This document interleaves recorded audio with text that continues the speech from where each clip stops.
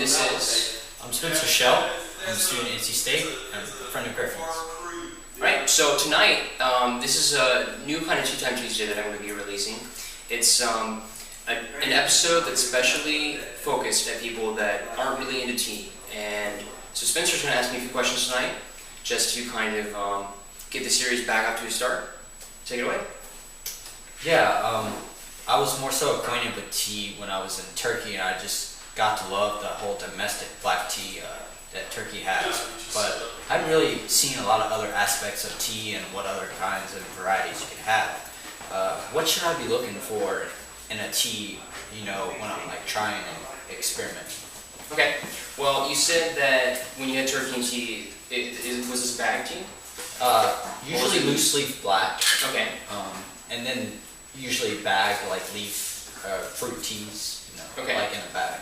Well, you're off to a great start already because you already are in that direction of loose teas. And loose teas are going to be better than bag teas in a lot of ways. The loose leaf teas you're going to have the whole leaf, and so when it hits the hot water, it's going to be able to expand, and you're going to be able to get a lot more of the nuances and subtleties of flavor out of the tea. So you're already heading in the right direction there. Another thing that bag tea you can run into is over-steeping it because the tea is ground up into such a fine powder. So you have loose leaf teas on your list, so you can go ahead and check that off. For you, because you're looking into getting started in teas, I would look into maybe, for somebody who's getting started with teas, I would go in the direction of white teas or aroma teas, so the teas that are flavored with fruits, oils, things like that. Examples of that would be maybe a green coconut tea, an Earl Grey tea, some even aroma whites, or just some plain white teas. You, however, said that you were really into the Turkish dark teas, more like that robust, really strong flavor. Did you lower it out, or did you kind of mellow the flavor out with milk and cream or sugar or anything like that? It was more so like a 2-cube sugar basis or whatever. Here at TeaGschwendner, one of my more favorite flavors is the Arabian Night, which is another aromatic tea you'll have, and I really enjoy that. It's got the aromatic flavor as well as the black tea aspect to it. It's interesting.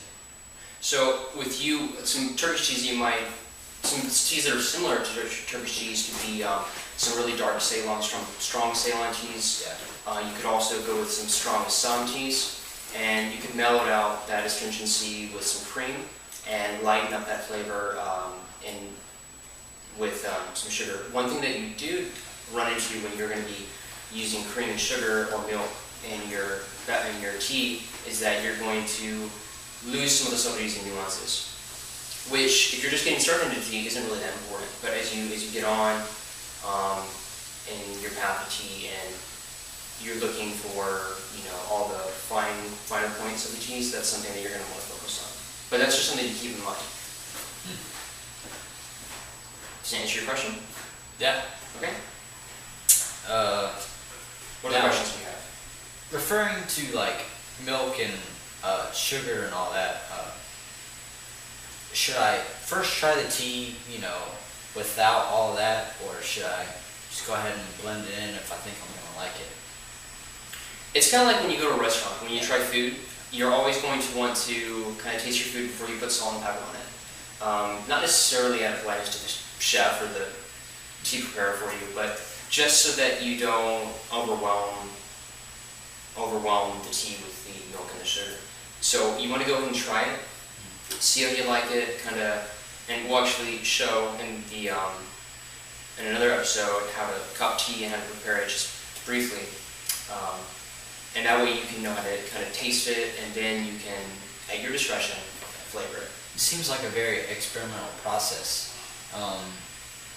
What are some good tips? I mean, you said I should try some white teas or something like that. It just seems like there's so many different options, Again, like, where's a good place to get started when you come to a place like this that has like over 200 or so teas, Yeah, it's overwhelming at first. Yeah. So how do you get started on that tea journey, kind of? Yeah. How did you get started? How did I get started? That's a good question. I actually have been drinking tea for a long time.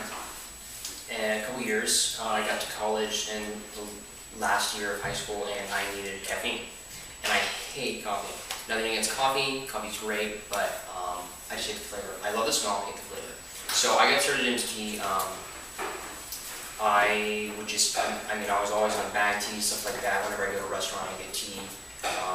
So I stayed away from soft drinks and coffee, partly because of health, and then partly because I hated coffee.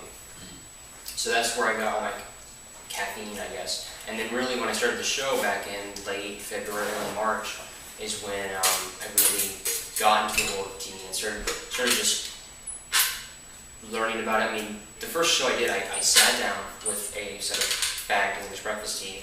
Basically, just went around Google, checking out some Twinings stuff, some basics about tea, and just sat down into the show just in one sitting. And that was really when I first discovered how vast world of tea is.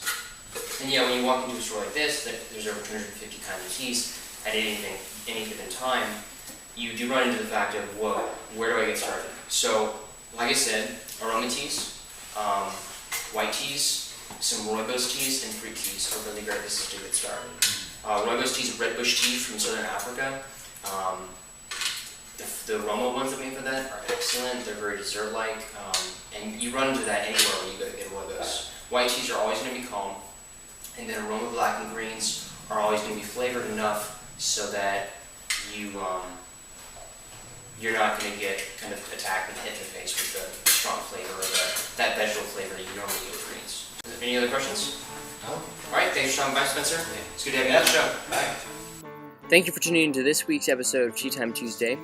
Next week will be when I start releasing 2 different tiers. One that is similar to the show that Spencer and I released. That'll be about 3 to 5 minutes, and that'll be covering basics to tea. The other one will be closer, around 7 minutes, like this episode, and it will be covering more in depth, some history of the tea, some health benefits. It's going to be something more geared towards most of the viewers right now. So I hope you have a great night. Thanks for tuning in. Sorry for the length, but it was an interview, so it's going to be a little bit longer. And I'm also going to be putting up some more videos, a tour of the shop, and some other things that you might all find interesting. Have a great Tea Tuesday. That's the way we get by, so way we get by, so way. That's the